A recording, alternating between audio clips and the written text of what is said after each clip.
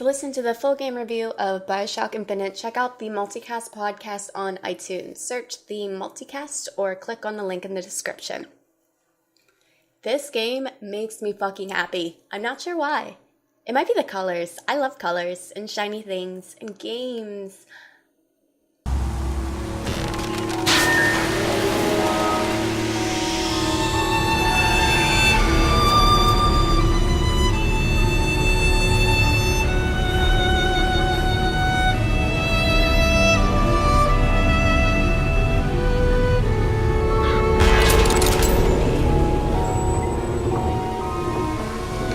You've nearly been murdered by a priest and your health might be a little low, or not too good to eat food out of a trash can, or steal hot dogs, or whatever random oddities may be lying around.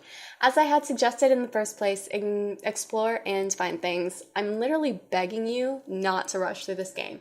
The story is way too twisted and thought out for it not to be appreciated. And then the Archangel showed a vision. A city, lighter than air. I asked her, "Why do you show this to me, Archangel? I'm not a strong man. I'm not a righteous man. I am not a holy man." And she told me the most remarkable thing. "You're right, prophet. But if grace is within the grasp of one such as you, how can anyone else not see it in themselves?" Seriously, if you don't finish this game and immediately start contemplating your life, you can go fuck yourself. While exploring, you'll see viewing machines by the Columbia Kinetoscope Company.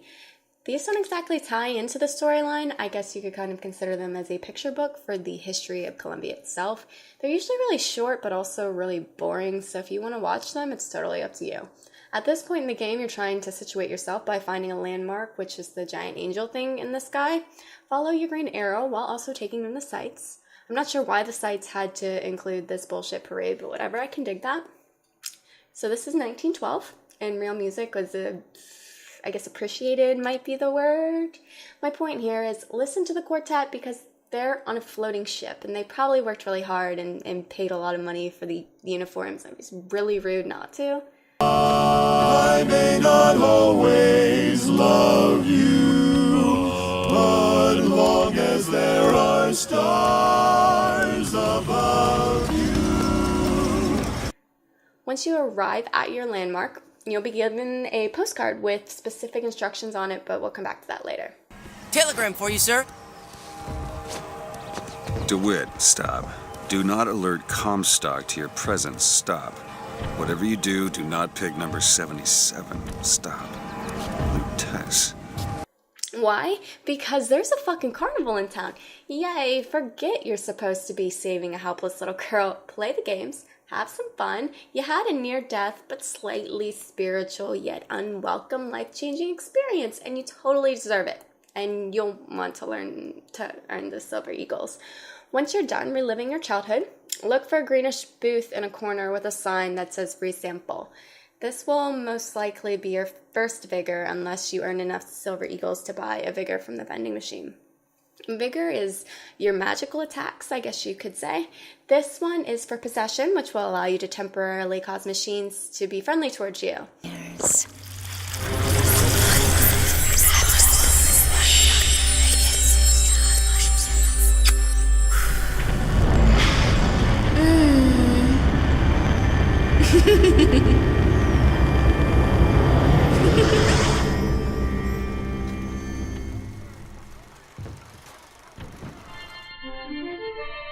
Press to turn machines into allies.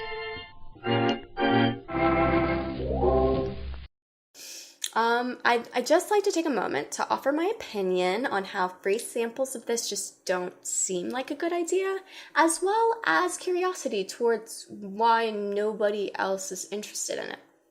Possess the ticket machine and go through the door. This is an interesting couple, yeah? You remember that postcard you got a little earlier and what it told you not to do? This is where you do it anyway. I really like how this scene can elicit the kind of emotions it does while allowing you to decide what kind of person you want to be. Please, what are you doing?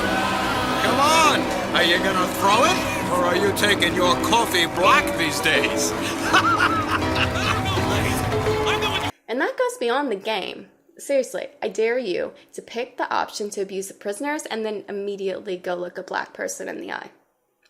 Makes you the backstabbing snake in the grass, false shepherd? The false shepherd! And we ain't letting no false shepherd into our flock. Show them what we got planned, boys!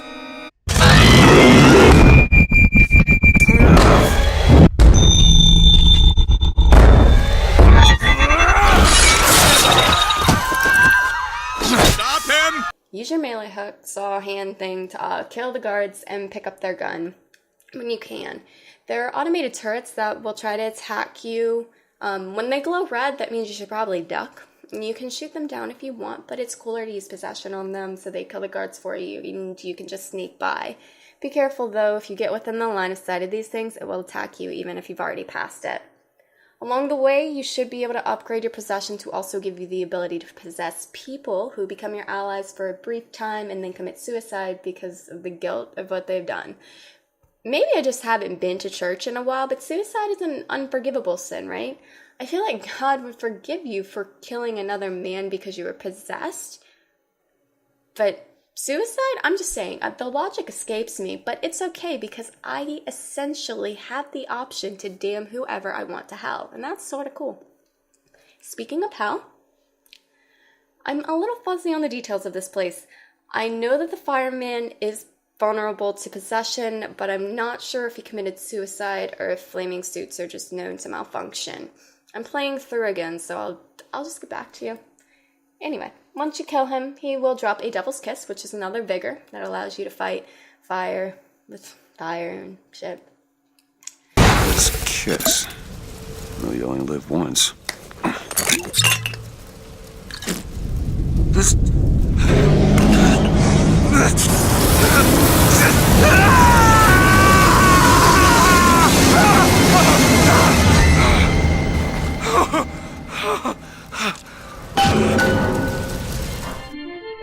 Press to throw a fiery grenade. Hold and release to create an explosive trap. Thus concludes this portion of the walkthrough. Thank you for listening. If you liked it, subscribe. You can follow me on Twitter at CoreyBear, CORIB3AR, and visit my site at biosphere.com.